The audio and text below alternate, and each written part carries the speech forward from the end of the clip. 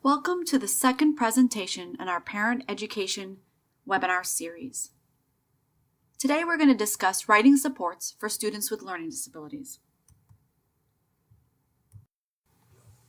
My name is Therese Gillick, the Director of Technology at Hyde Park Day School. With me are Sarah M. Bowden, Instructional Coach, and Kate Baldwin, Director of Research. Additional information to this presentation has been contributed by Dina Vacha, Occupational Therapist, and Audrey Resnick, speech and language pathologist. During this webinar, you will learn more about writing issues, such as struggles with handwriting, difficulties with spelling and proofreading, and problems with grammar and organization. You'll be introduced to the forms of assistive technology that Hyde Park Day School makes available to address these problems, and you will get to see them in action, being used as your children would use them. During this presentation, we will be answering the question, what happens when a student with a learning disability tries to put pen to paper, or what happens during writing. We've organized our presentation into 3 different writing scenarios that students with learning disabilities may experience. Each scenario provides a general example of a writing struggle and how it might be perceived. We then go into an explanation of what could be causing the struggle, following up with how we uniquely tailor our instruction at Hyde Park Day School to help our students overcome these challenges. This last piece includes a short demonstration of assistive technology tools. Our goal is to help students write at their thinking level, not their spelling level, their fine motor ability, working memory level, or any other learning nuance that is preventing them from writing at their thinking level. The removal of this obstacle might be an instructional strategy, such as a graphic organizer, or an assistive technology tool, or the artful combination of both of these. The 3 scenarios we are presenting today are general examples of how a writing struggle may look. In other words, each student's writing development will look differently. In addition, there are many ways a teacher chooses to design instruction for the students. This will vary depending on what is needed at that time for that writing task for that individual student. Scenario 1 will highlight how keyboarding can help students overcome challenges with handwriting. Scenario 2 will demonstrate how revising and editing tools can help students overcome challenges with not being able to recognize errors. And Scenario 3 will explain how writing production tools can help students complete writing that is more indicative of their ability level. Let's take a look at this piece of writing. What do you see? What grade do you think this student is in? What do you think about the student? You might notice that the handwriting looks sloppy, or that there's a mix of upper and lowercase letters, as well as a mix of print and cursive, irregular letter sizes, and inconsistent spacing. People may have witnessed that it takes the student a long time to write or copy notes, or that the student tires easily. Now, some people might think that the student is lazy or rushed through the work. They might think that the student isn't working hard enough or isn't trying, or that the student just needs more practice. We are going to explain the more likely reason, one that is based on the student's learning disability. Meet Stacy. When Stacy is telling a story out loud, she is animated and creative. However, this is what she looks like when she is trying to get her thoughts onto paper. Stacy struggles with many of the underlying skills needed to write her story. Let's break it down. What does this mean for Stacy when she writes? Hello, I'm Kate Baldwin, Director of Research. To understand what's happening with Stacy, we need to dive a little deeper into the question of what a student is experiencing when they struggle with handwriting or keyboarding. In what follows, I'm going to share with you some information that comes from our occupational therapists. The first thing to focus on is that handwriting and keyboarding are complex skills, not just simple single actions, although they seem that way to us because we've learned to do them so well. I'm going to outline some of the most important skills that underlie both writing by hand and keyboarding, and for simplicity's sake, I'm going to refer to both of those as writing. First, writing requires a variety of motor skills. You need to have enough strength in your muscles to perform both large and small body movements, as well as enough control over your muscles so that you can perform exactly the movements you intend. This could involve positioning your whole arm in the right way, or moving each finger individually to just the right location.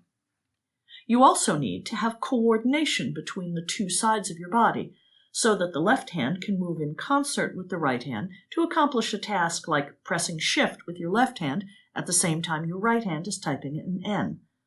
Similarly, you need what's called proprioception, which is the ability to know where the different parts of your body are in space at any given time, so that you can interact appropriately with things in the outside world. Given all the skills a student has to juggle in order to make writing possible, anything we can do to make the writing process more efficient will free up more of the resources that students need to construct and record written language. For example, students who continually need to search for keys or correct keyboarding errors that result from poor technique will have to spend more of their attention on the keyboarding process itself. That means that they will have less ability to focus on the language-specific parts of writing, like constructing sentences, remembering vocabulary and spelling, and getting stylistic things like capitals and punctuation correct. As you might expect, research has found that the written texts of non-proficient typists tend to be of lower quality. This means that kids who can't type without looking at their fingers tend to take the same shortcuts that you see when they struggle with handwriting. They use simpler vocabulary, write shorter sentences and paragraphs, and provide fewer details. It's for these reasons that we are helping our students learn touch typing, so that it becomes automatic for them and they can focus their attention on their ideas and the words that express them. Research also shows that if you begin this kind of instruction in the early grades, when students are still working on basic writing skills, the keyboarding instruction can help reinforce classroom learning and develop fine motor skills more generally. Next, Therese is going to explain how we do keyboarding instruction at Hyde Park Day School. To address these challenges, all students receive keyboarding instruction. Keyboarding is a learned skill and needs to be explicitly taught. We have two goals for students. The first is to use correct posture, and the second is to learn the correct keys. Our approach at Hyde Park Day School is to help students build muscle memory in their fingers. Let's demonstrate what that means by listening to what a student is thinking when they are using the hunt and peck method to type the sentence, "It is a sunny day." I. Where's the I? Okay, there it is. What's next? T. T. Space. Is. I. Where's the I? Okay. S. Where's the S? Wait, what was I writing? Okay, S. Oh wait, that's a D. Where's the backspace? And so on. We are trying to get students to remember where the keys are so that instead of looking at their fingers, they can spend their mental energy on thinking about their ideas, not where the keys are. If you have played a sport or the piano, you know how important practice is. Practice is what makes the muscles remember what to do. We have students practice for accuracy, not speed. We also practice good posture. Good posture is sitting in a relaxed, upright position, centered with the keyboard, hands and shoulders in a comfortable position, vertically aligned with the computer, and curved fingers on the home row. Correct posture impacts arm muscles and therefore hand placement, so we emphasize it to reinforce that correct hand placement, reduce arm fatigue and pain in the long run. Students practice keyboarding weekly. Next, Sarah will introduce the second scenario, how revising and editing tools can help students overcome challenges with not being able to recognize errors. Hello, this is Sarah Bowden, instructional coach. Let's meet Ben. When Ben is writing, he has great ideas, but his sentences are filled with errors. Ben knows there are mistakes. He just doesn't know where they are to be able to revise and edit. Ben struggles with being able to identify grammar and syntax errors when he is writing. Let's break it down. What are the underlying skills Ben needs for editing? First, let's take a look at a paragraph that Ben wrote. T-Rex were the fierce dinosaurs that attacked others for food. They was one of the biggest dinosaurs of all times. The Field Museum has the bones of one. She named Sue. Sue was founded by a lady named Sue. That T-Rex skeleton is the mostest complete skeleton ever founded. They's still trying to figure out what killed Sue. What do you think about it? There are a lot of mistakes. Words are missing. There are grammar mistakes and spelling errors. Capitalization and punctuation are missing. Now, some people might think that Ben just didn't try, or rushed through his work, or that he just didn't care that there were mistakes. But that's not the case. Ben would never say aloud a sentence like, "She named Sue," but he has difficulty translating the sentences in his head into written form. And when he reads over what he has written, he doesn't see the mistakes he has made. Now Kate will explain the kinds of underlying difficulties that Ben may have that could interfere with the writing process. In addition to the motor skills we discussed earlier, there's also a set of underlying cognitive abilities that students need in order to write and to read over and revise what they've written. The following information comes from our speech-language pathologists and learning specialists. The highest level type of cognitive ability needed is called executive functioning. This is the ability to plan and organize your actions. We'll discuss this ability in more detail later in the presentation. Next is memory, two forms of which are needed in producing language: long-term memory and working memory. Your long-term memory is the storehouse of everything you know about the world and also about your own language. Your working memory is the ability to hold on to whatever you've grabbed from your long-term memory for a short time while that knowledge is actively being used. Your working memory provides a place for gathering your ideas and organizing them prior to writing. Long-term memory and working memory work together to support both the initial writing and also the process of editing what you've written, when you recall the spelling and grammar rules that apply to what you've written. A student with memory issues will have difficulty keeping both what they've written and what they intended to write in mind for long enough to notice whether they're different or not. Next is visual spatial processing, which means being able to absorb information through our eyes and make sense of it. This ability is used when you review what you've already written. When it works well, it means that you can look at writing and understand it.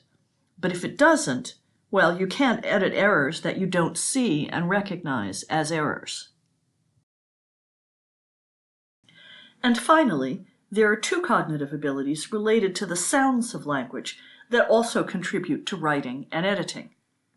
Auditory processing is the basic ability to process sounds and identify them, to give them meaning.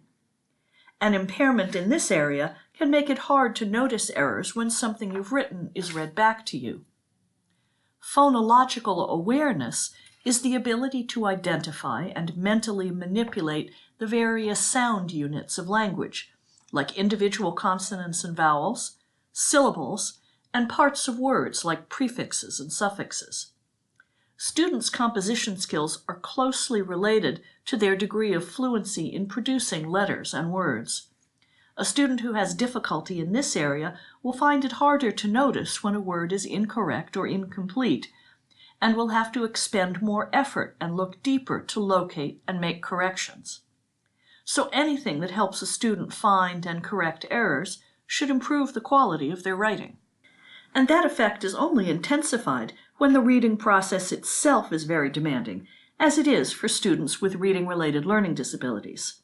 They're already trying to juggle the ideas being conveyed, the words they may have difficulty spelling, and the grammatical structures they have to decode. So there may not be enough cognitive resources to spare to let them monitor their own mental processes in order to find errors. Anything that makes that process less demanding is going to make our students more successful at correcting errors. At Hyde Park Day School, we use several techniques and programs to support students in locating and correcting the errors in their writing, which Sarah is going to tell you about now. In order to edit with accuracy, students must be able to identify spelling and grammar errors. This requires focused instruction on the individual skills of phonetic spelling, words that follow the rules of the English language, and non-phonetic spelling, words that do not follow the rules.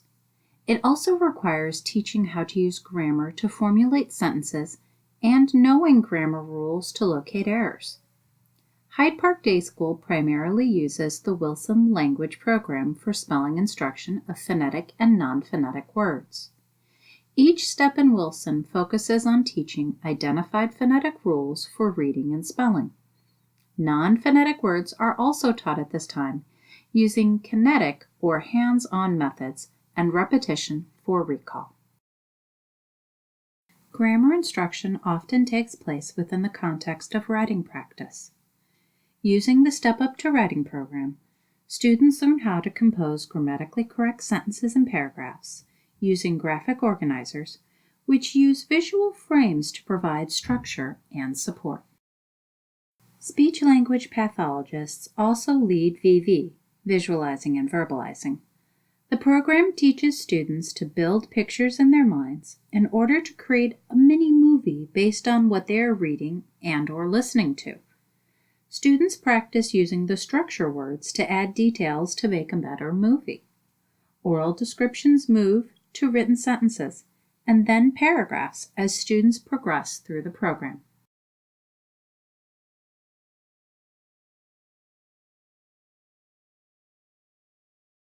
Editing checklists are often used to help students focus their search for specific types of errors. The CUPS format is most commonly used. CUPS stands for capitalization, usage, punctuation, and spelling. Teachers can then customize checklists for individual students. The first customized checklist provides a written and visual example. The second customized checklist provides sentence cues. The first demonstration is for a tool called Read and Write for Google Chrome. This tool has text-to-speech, which allows students to listen to their writing. When students are finished with their first draft, they enter the revising and editing phase of the writing process. Some students read their work aloud to catch their mistakes.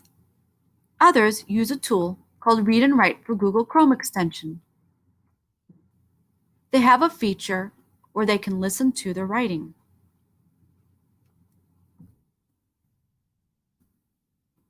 T-Rex were the fierce dinosaurs that attacked others for food.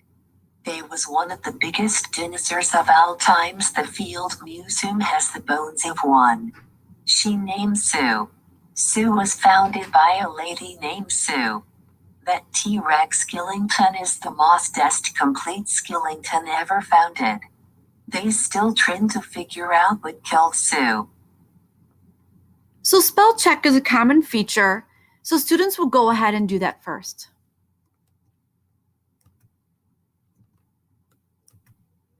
Now, this method isn't going to find all of the mistakes, but it is going to help them find many. You'll notice bones, they still didn't get that, as well as skeleton. So now they'll go ahead and listen. And as they hear their mistakes, they can go ahead and correct them on the spot.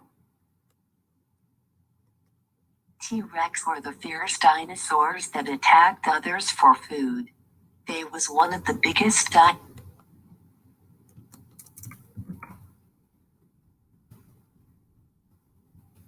They were one of the biggest dinosaurs of all times. The Field Museum. So sometimes they'll be able to catch where they have run-on sentences. They were one of the biggest dinosaurs of all times. The Field Museum has the bones of one. She named Sue. Or they may even be able to help rewrite their sentences.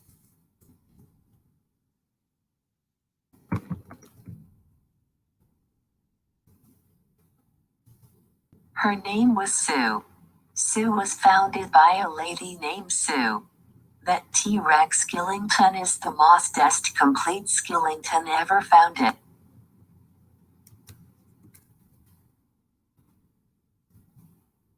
T-Rex Skillington is the most complete Skillington ever founded.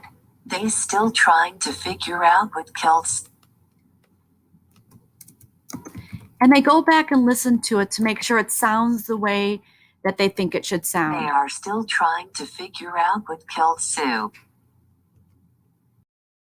As we mentioned earlier, students with auditory processing and working memory issues may not be able to use this feature alone to locate all errors. That's when they need a tool like Grammarly. Our students use the premium version of Grammarly because it finds more complex mistakes beyond capitalization and punctuation. Let's see what this writing example looks like when using Grammarly. Students copy and paste their writing into the Grammarly program. For this example, Grammarly found 17 errors. We're going to go over a few of them.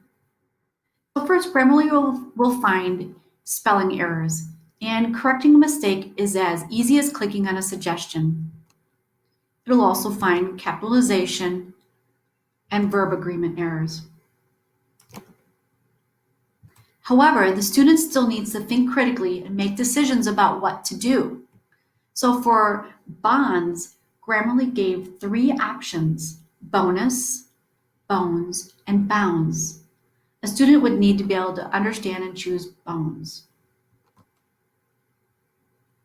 Grammarly may also give suggestions that a student hasn't been exposed to yet, such as passive voice. They can choose to ignore this for the time being until they have a chance to speak with their teacher. So here's another example for all. They may recognize like, oh, that's how you spell that word. It is typical that a student may simply click on a suggestion. That's an indication that to the teacher that student needs further help with that mistake. For other errors, like the word mostus, Grammarly identifies that as an unknown word. That's an indication to the student that they need to make a decision. Do they need to correct that, ignore it, or ask their teacher?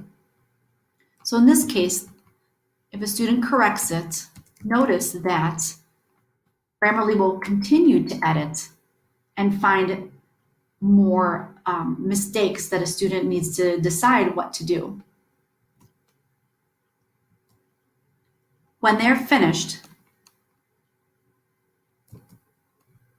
ignore this last one. When they're finished, they can copy their work back into a Google Doc and use text-to-speech to see if there is anything else they can do to revise and edit their writing. Next is Sophia. Sophia is an 8th grader who struggles with completing written assignments. When writing, she produces the least amount possible to meet requirements, often using repetitive language and simple sentences. However, when Sophia is speaking, she uses more complex sentences, so we know she has the ability to express her thinking more elaborately.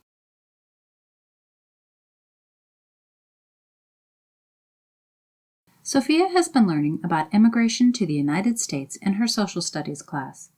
In class, she is animated and expresses her ideas clearly. When it came time to write about what she learned, it was challenging for her to spell the words she wanted to use. Here is an example of Sophia's writing. It was hard to go to the U.S. People had a hard time. People had to find... Let's break it down. Why is Sophia's writing so different from her verbal ability? Part of the answer is that although writing and verbal ability are related, they comprise quite different sets of skills. The extra tasks involved in writing include not only motor skills and spelling, but also planning the whole structure of a written text, which is called executive functioning.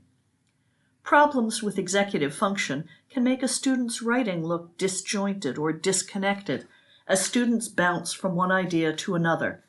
In their minds, they may see how everything connects, but they've often left out key pieces of information from the written product without noticing that they've done so. Short and long-term memory also affect the final product. Our minds are like a filing cabinet filled with little folders.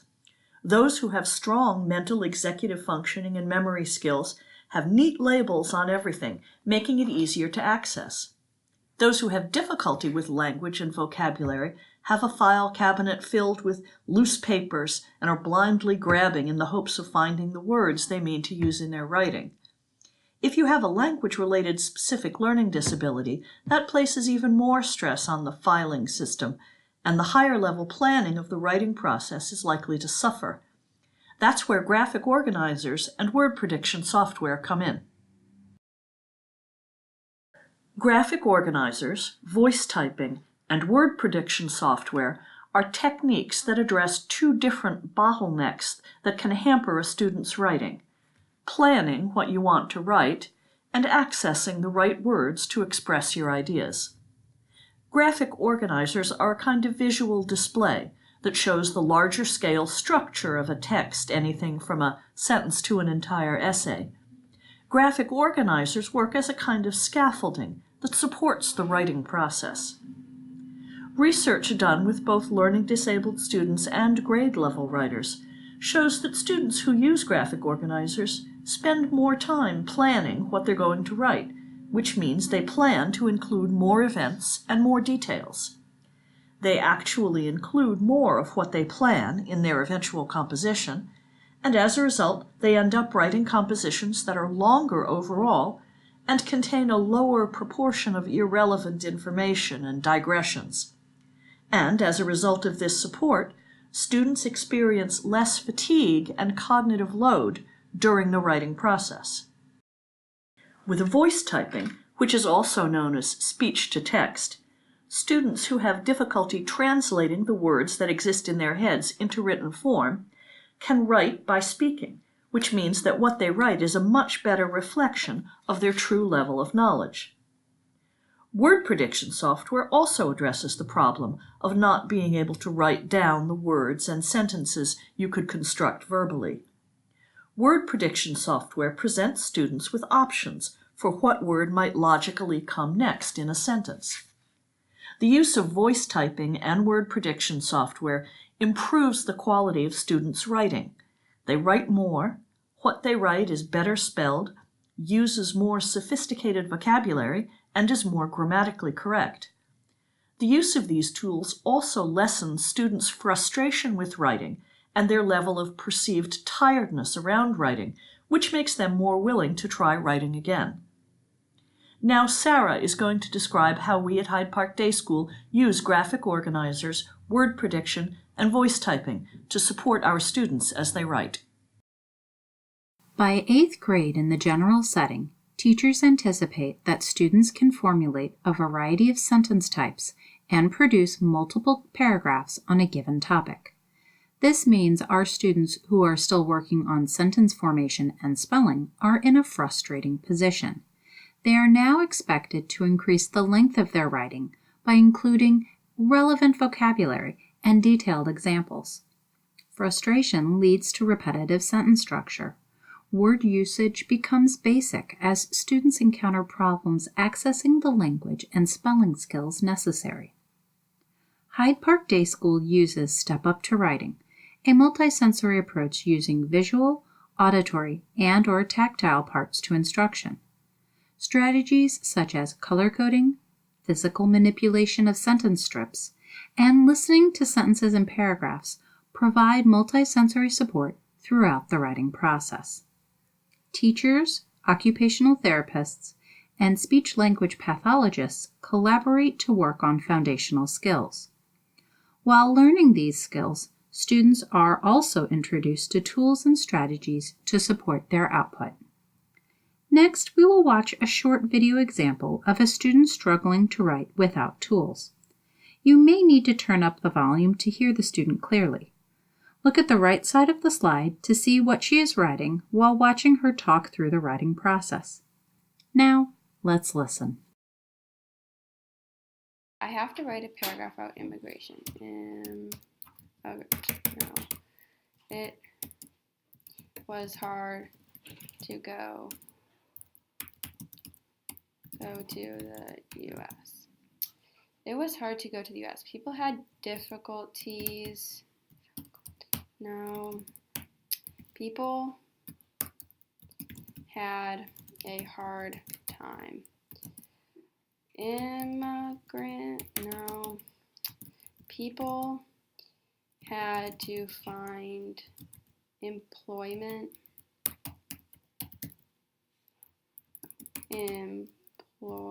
No. Okay, that's enough. Wait. As you can see, our student became increasingly frustrated when she couldn't remember how to spell the words she wanted to use.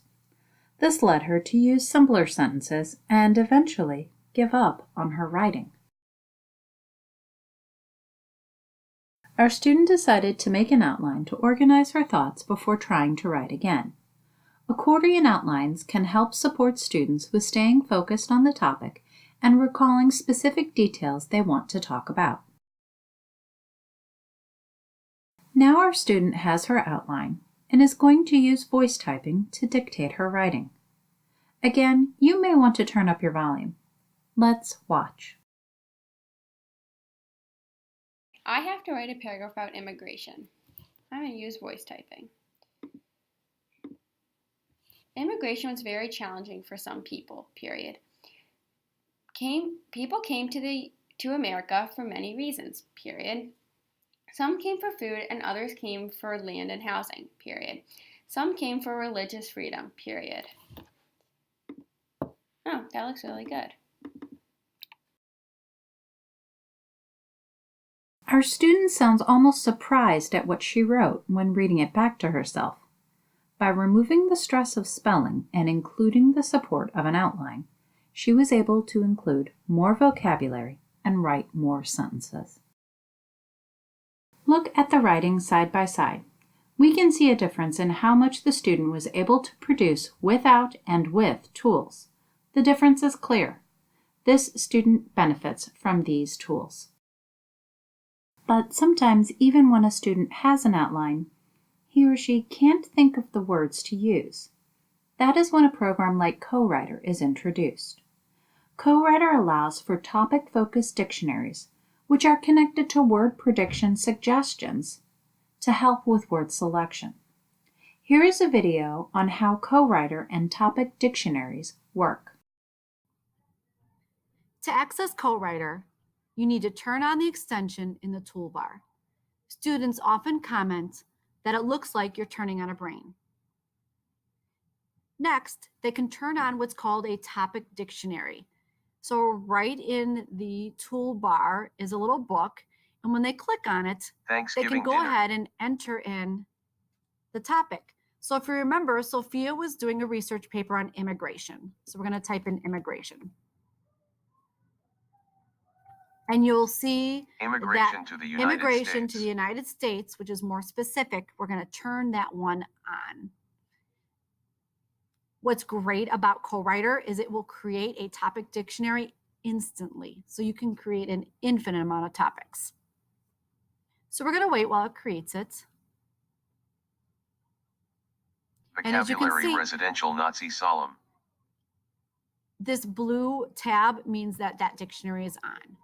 We're going to go back to the editing window and we're going to start to type.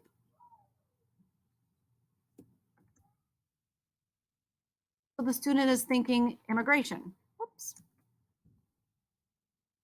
And you can see it comes up as the first choice right away. So they can click and they can continue to move on with the rest of their sentence.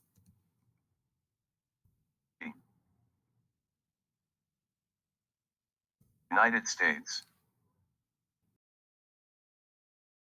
As you can see, the topic dictionary, coupled with the drop-down word prediction, provides specific vocabulary support, helps structure sentences, and decreases spelling concerns. Let's recap. Keyboarding is a way for students to overcome challenges with handwriting. Text-to-speech and Grammarly help students identify errors that are difficult for them to see. And voice typing and Co-Writer help students overcome the challenges they face when expressing their ideas. All of these tools, in addition to the rich instructional experience your students receive from their teachers, help build the confidence students need to become independent learners. We'd like to wrap up our presentation by clarifying some of the responsibilities that come with choosing assistive technology and emphasize that not all students need all of these tools all of the time. Let's talk about the teachers first. The teacher is responsible for the process of matching the assistive technology to the student. They are also responsible for teaching the student how to use it. Like learning to write, learning to use assistive technology takes time and changes as the student's needs change. Using the assistive technology is the main responsibility of the student at Hyde Park Day School. One of our significant ingredients to a student's learning experience is the success attributes. Knowing how to advocate for oneself is one of the success attributes. The third group is parents. We ask that you know which tools your students use and have a general understanding of what they are, which was one of the hopes we had for this presentation. This information comes to you through the ILP process and your student's teacher. The other thing that parents can do to help is to get a good diagnostic evaluation of your children in order for us to truly determine their deficits and appropriate treatments and tools. One of the suggestions that's most consistently found in the research on assistive tech and writing is that the selection of what technologies a student should use has to be done on a case-by-case basis. It's necessary to consider each student's individual set of strengths and weaknesses when choosing software. This is the teacher's responsibility, but getting a good evaluation of your student can help them make that selection more effectively. Last, it's everyone's responsibility to communicate with each other. When we first introduced these students, we brought up the ways some people might think about the student's work. That the student might not be trying hard enough, or is maybe rushing through their work, or just needs more practice. Our main goal for today's presentation was to show you how these can be misperceptions, that these students can work with their learning disability and be successful. Learning how to touch type helped Stacy complete her work. Grammarly helped Ben see and correct his errors, and voice typing helped Sophia produce more and better writing. One point we'd like to emphasize is that using assistive technology is not cheating. As you saw from the demonstrations, students still need to think critically about their writing. It's still hard work, just different hard work, and the end product is one that better reflects the student's thinking level. Thank you for watching our presentation today. If you have any questions, please feel free to reach out to any of us. Have a great day.